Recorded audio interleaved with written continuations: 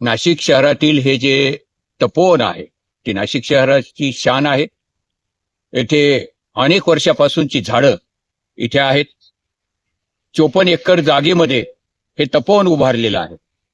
नाशिक शहरातील मंडळी इथं फिरायला येतात, पिकनिक स्पॉट आहे, इथं शाळेचे विद्यार्थी येतात आणि हे एक वैभव आहे नाशिक शहराचं। आणि या 54 एकर मधील ही झाडं अनेक वर्षापासूनची तोडली जाणार आहेत। इथं सपाटीकरण केलं जाणार आहे आणि ते कशासाठी तर कुंभमेळ्याचं निमित्त केल्या जाऊ लागलेलं आहे।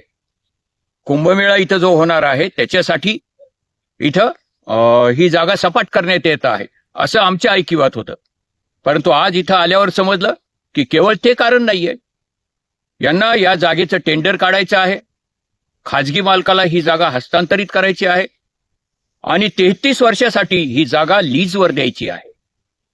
तर हे जे सरकारचं धोरण आहे, महानगरपालिकेचं जे धोरण आहे ते अत्यंत चुकीचं आहे।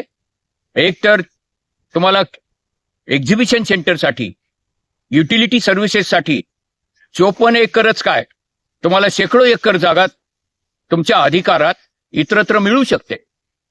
ही झाडं तोडायची, तपोवन नष्ट करायचं आणि इथंच एक्झिबिशन सेंटर उभं राहायचं, हा जो अट्टाहास आहे महानगरपालिकेचा आणि पर्यायानं सरकारचा देखील, तो अत्यंत चुकीचा आहे।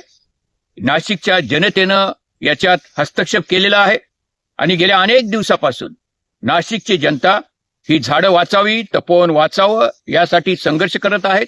भारतीय कम्युनिस्ट पक्षाचे कार्यकर्ते असतील, स्टुडंट्स युथ फेडरेशनचे कार्यकर्ते असतील, आयटकचे कार्यकर्ते असतील, हे तपोवन वाचावं म्हणून नाशिकच्या जनतेला सोबत घेऊन हे जे आंदोलन करत आहे ते अत्यंत महत्वाचं असं आंदोलन आहे।